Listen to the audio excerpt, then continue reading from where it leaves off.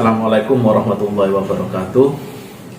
Perkenalkan, nama saya Hendra Sukmana MKP selaku dosen tetap Prodi Program Studi Administrasi Publik Universitas Muhammadiyah Sidoarjo.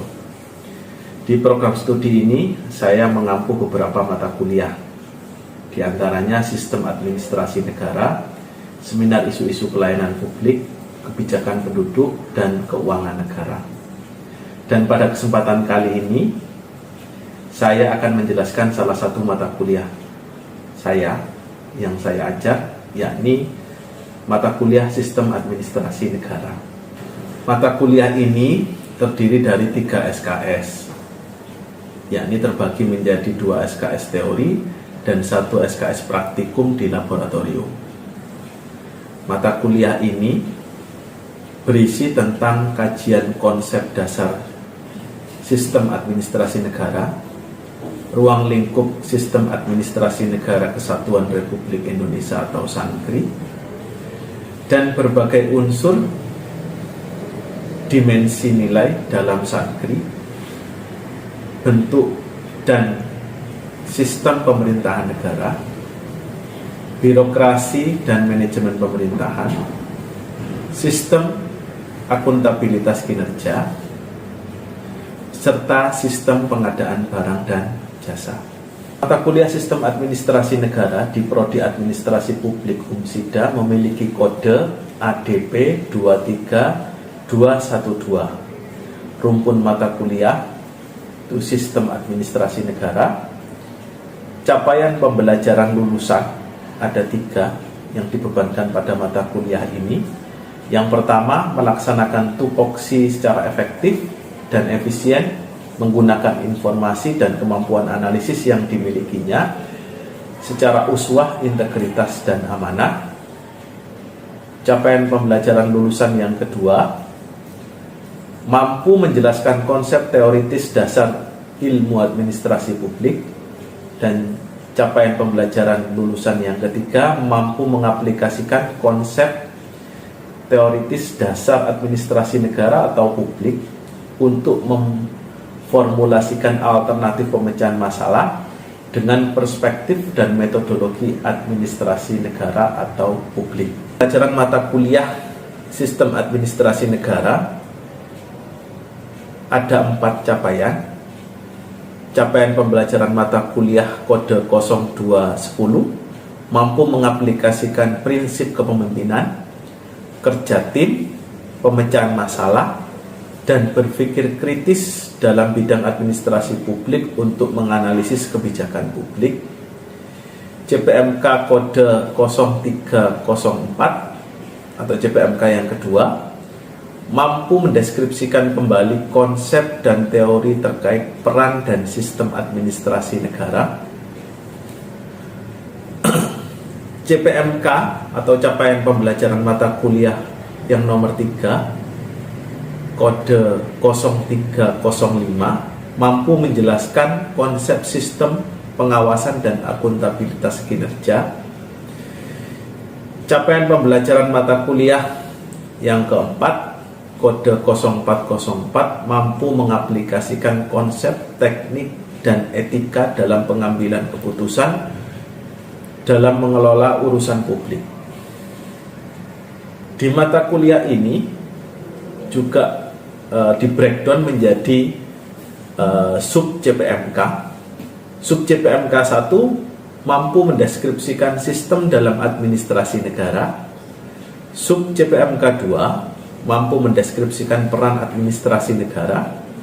Sub CPMK 3 mampu menjelaskan organisasi negara. Sub CPMK 4 mampu menganalisis sistem pengawasan dan akuntabilitas kinerja. Dan sub CPMK kelima mampu menganalisis sistem pengadaan barang dan jasa. Bahan kajian dan materi pembelajaran terbagi menjadi 5. Terkait pertama, sistem dalam administrasi negara. Yang kedua terkait dengan peran administrasi negara. Yang ketiga, organisasi negara. Yang keempat, sistem pengawasan dan akuntabilitas kinerja. Yang kelima, sistem pengadaan barang dan jasa. Mata kuliah ini nantinya akan dilakukan sebanyak 16 kali pertemuan, 8 kali pertemuan untuk UTS, dan 8 pertemuan untuk UAS. Jadi 7 kali pertemuan sebelum UTS dan 7 kali pertemuan sebelum UAS. Jadi total 16 kali pertemuan, termasuk UTS dan UAS. Mata kuliah ini berisi tentang kajian konsep sistem administrasi negara, ruang lingkup sistem administrasi negara Kesatuan Republik Indonesia atau SANKRI, dan berbagai unsur dan dimensi nilai dalam SANKRI, bentuk dan sistem pemerintahan negara, birokrasi dan manajemen pemerintahan, sistem akuntabilitas kinerja, serta sistem pengadaan barang dan jasa. Untuk model pembelajaran pada mata kuliah sistem administrasi negara, yakni dengan model ceramah, model tanya jawab, dan model diskusi. Aspek penilaian yang dilakukan pada mata kuliah sistem administrasi negara terbagi menjadi 3 aspek. Yang pertama, aspek kognitif yang terdiri dari tugas, ujian tengah semester, dan ujian akhir semester. Yang kedua, dari aspek psikomotor yang terdiri dari laporan praktikum dan ujian praktikum. Yang ketiga, dari aspek afektif yang terdiri dari peer assessment, refleksi perkuliahan, dan kehadiran mahasiswa. Berikut cuplikan pembelajaran di kelas pada mata kuliah Sistem Administrasi Negara.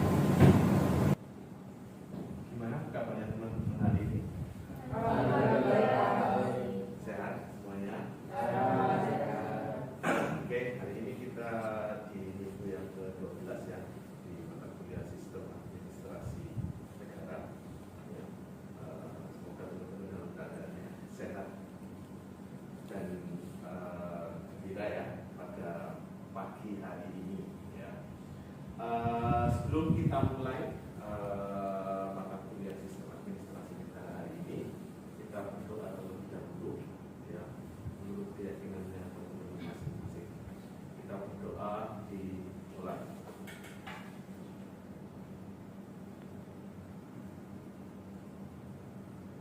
Oke, selesai.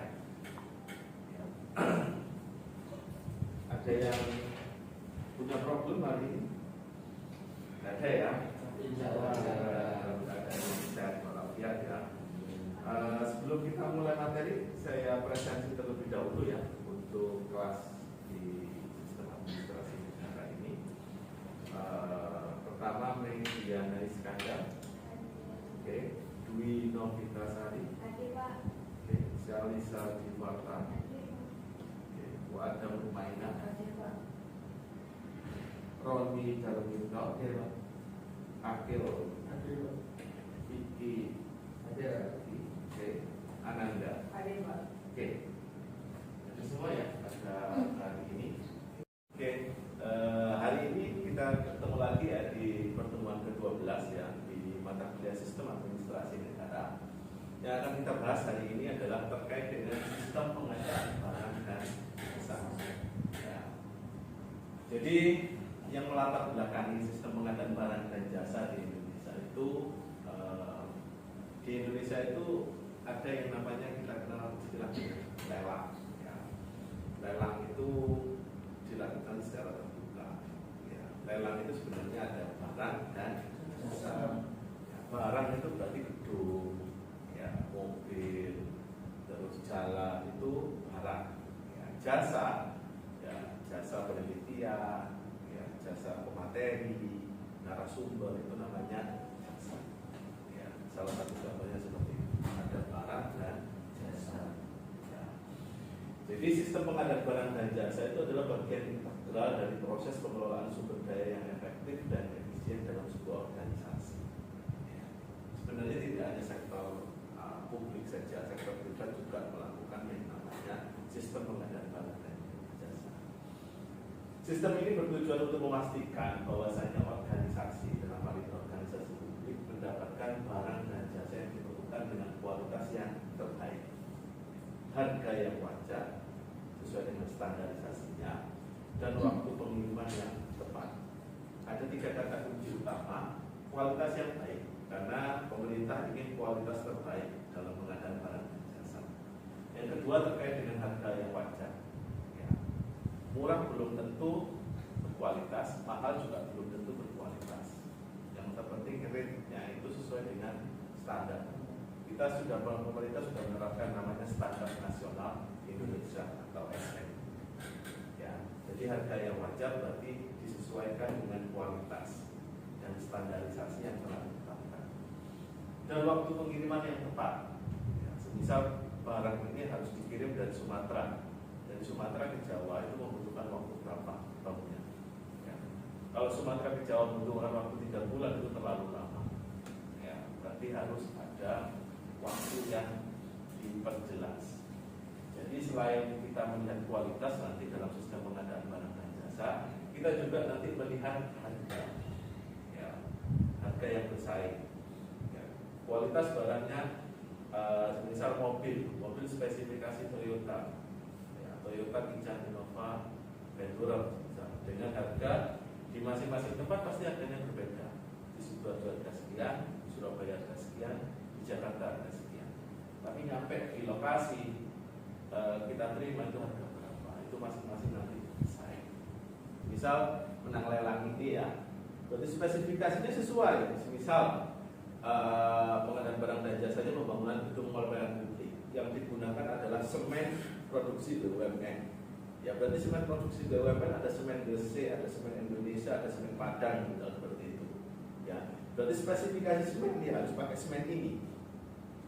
Ya, semisal di RAP dianggarkan 1.100 semen, ya 1.100 semen itu harus dibeli, nggak boleh dikurangi, nggak boleh ditambah.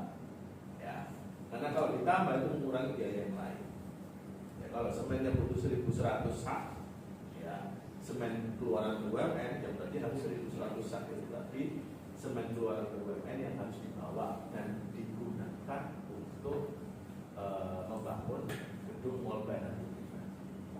Itu konsekuensinya ketika akuntabel, harus ada pertanggungjawabannya. Itu menang ditunjuk, ya ditetapkan sebagai pemenang, ya harus sesuai dengan RAP yang dia janjikan.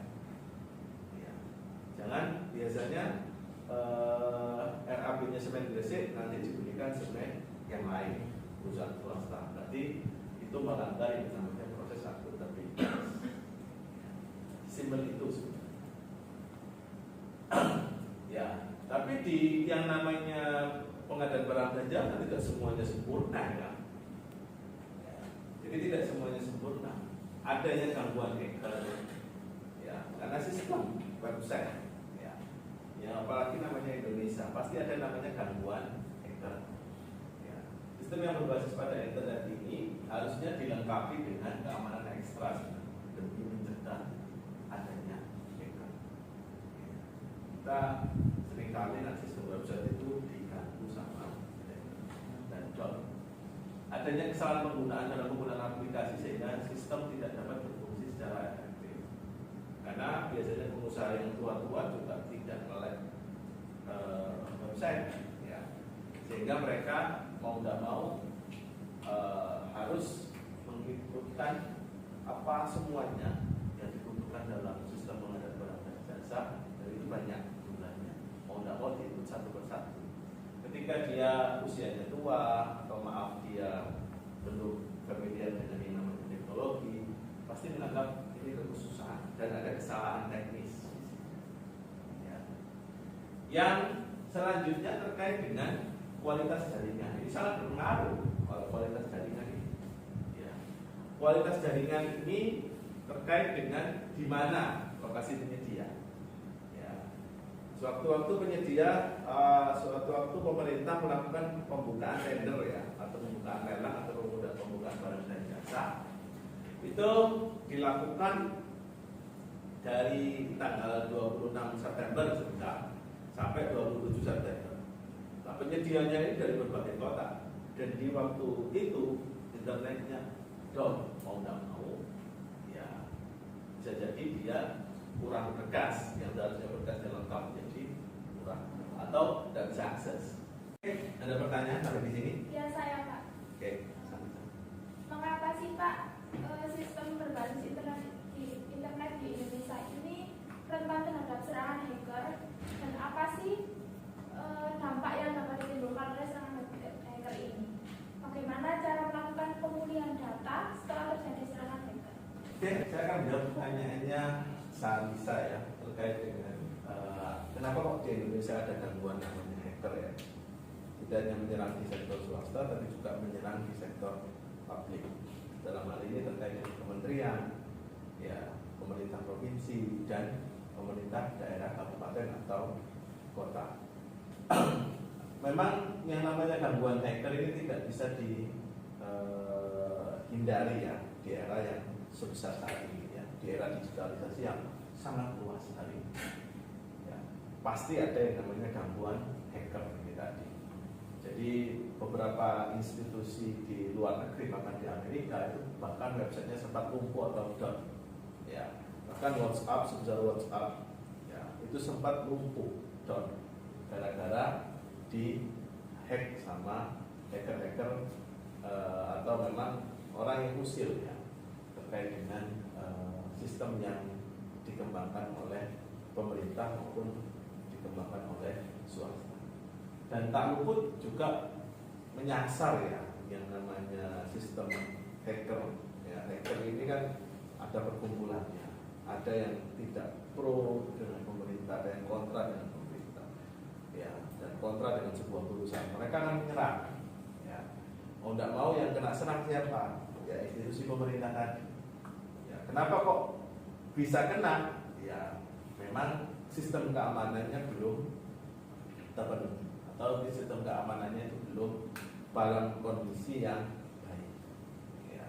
Apakah hal ini bisa terus berlanjut ketika hacker ini menyerang sehari, 2 hari, 3 hari? Nah ini jawaban dari Kominfo. Kominfo itu punya kewenangan yang mengelola arus internet atau arus digitalisasi yang ada di Indonesia. Jadi Kominfo menjamin kemarin ya, ketika ada serangan hacker pertama, serangan hacker kedua ya, yang menyerang di institusi pemerintah, ya, Kominfo belajar banyak dan Kominfo menyewa tim ahli, ya, membuat tim ahli bentukan Kominfo sendiri untuk mencegah namanya peretasan, ya, mencegah adanya oknum-oknum hacker yang mengubah atau merusak sistem yang ada di Indonesia. Ya. Harapannya juga ya tindak lanjut Kominfo yang berhasil memulihkan data kemarin, yang berhasil merefresh semuanya, yang berhasil membuat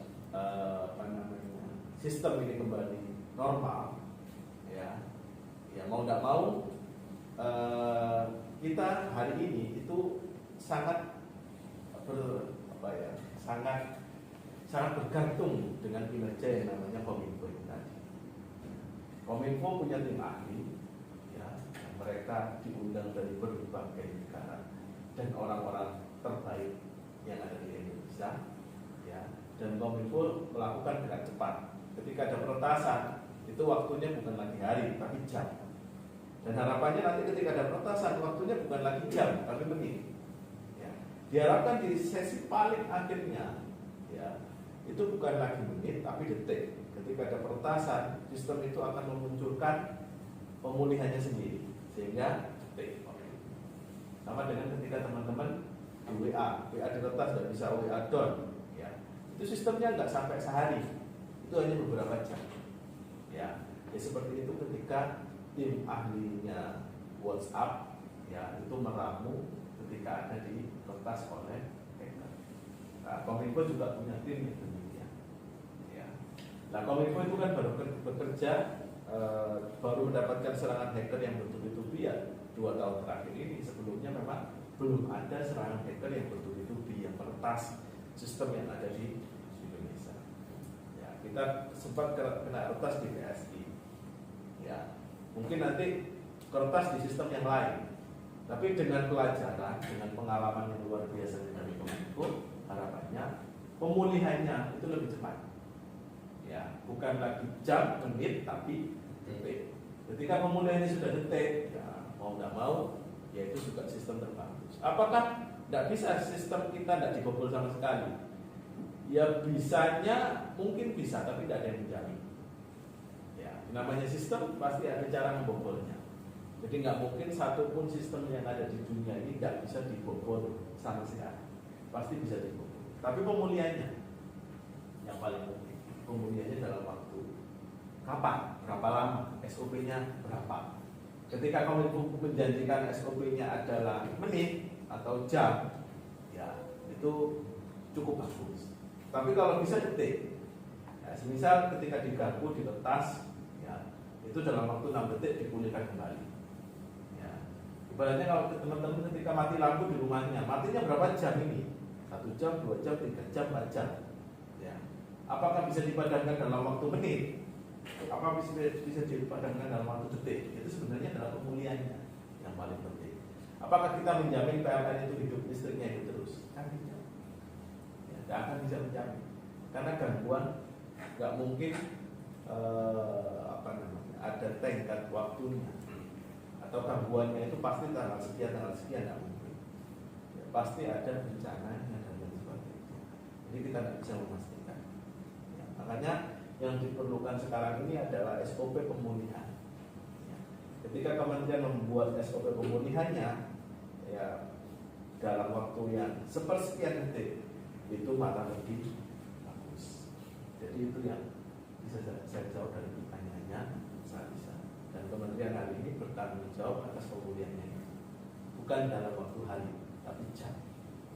Ya, itu pemulihan yang dijanjikan sama Kominfo. Hal pelayanan publik. Ya, yang kita harapkan di sini adalah pelayanan publik untuk masyarakat itu maksimal. Kegiatan ini melibatkan proses memperoleh barang dan jasa yang diperlukan oleh pemerintah, lembaga dan instansi lainnya untuk memenuhi kebutuhan masyarakat. Dari mulai proses perencanaan hingga pelaksanaan. Pengadaan barang dan jasa ini memainkan peranan yang sentral, ya, dalam menjaga kelancaran operasional dan keberlanjutan pembangunan yang ada di Indonesia. Karena pengadaan barang dan jasa pada pelayanan publik ini memiliki tujuan yang sangat relevan dengan keberhasilan suatu instansi pemerintahan. Jadi tujuan akhirnya Indonesia butuh waktu, ya. Tapi kalau kita tidak membuat sistem hari ini, kapan namanya? Ya. Itu yang bisa saya sampaikan di materi hari ini. Oke. Kita buat sesi diskusi atau kelompok, ya. Bentuk teman-teman kelompok 1, 2 ya, ada 4 kelompok hari ini. Ya, jadi 4 kelompok hari ini itu kalau kita lihat tema, ya. Jadi kita bikin tema pengadaan barang dan jasa itu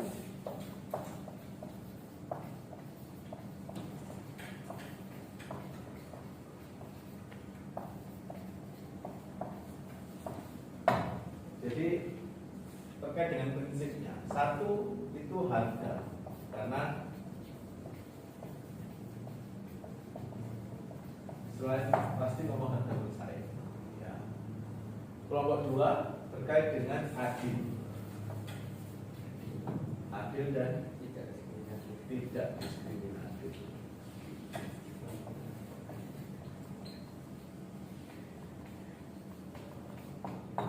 Kelompok 3 itu terbuka. Kelompok 4 itu terkait dengan akuntabilitas.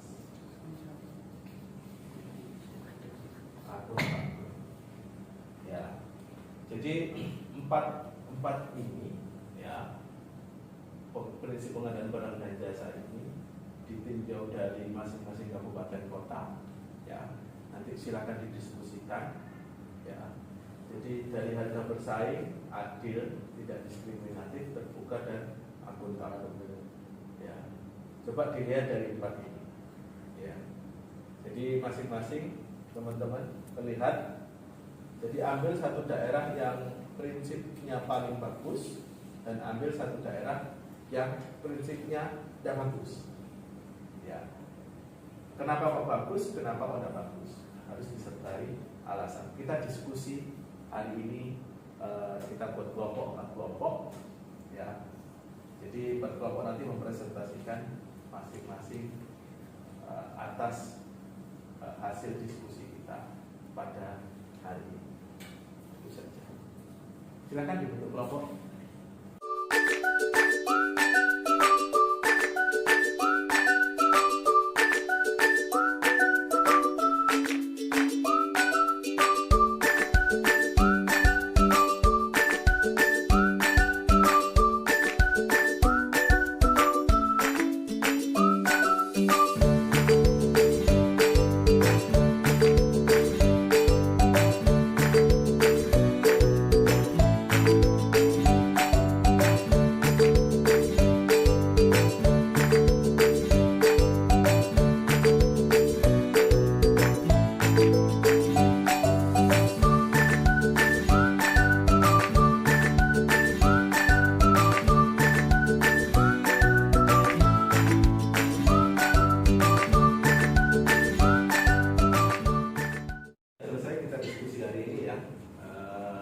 Untuk pertemuan minggu depan saya kasih tugas ya teman-teman.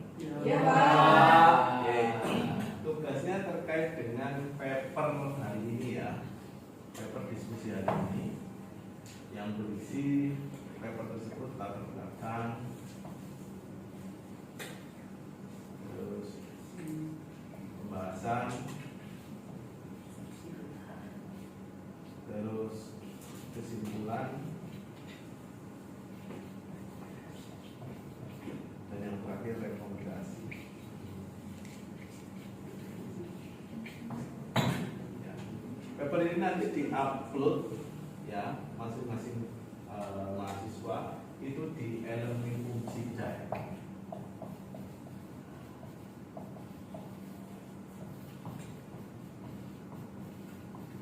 Teman-teman buka e-learning Umsida ya. Terakhir diupload minggu depan. Ya, sebelum mata kuliah ini. Mata kuliah ini kan hari Rabu, ya, berarti terakhir upload hari Selasa jam 23.00. Ya, jadi diupload minggu depan di hari Selasa, ya, jam 23.00. Dikumpulkan di filenya berbentuk PDF. Oke, jelas ya, teman-teman? Jelas. Kalau gitu, saya akhiri mata kuliah Sistem Administrasi Negara pada hari ini. Kita ketemu lagi di minggu depan. Saya akhiri. Akhirul kalam. Assalamualaikum warahmatullahi wabarakatuh. Waalaikumsalam warahmatullahi wabarakatuh.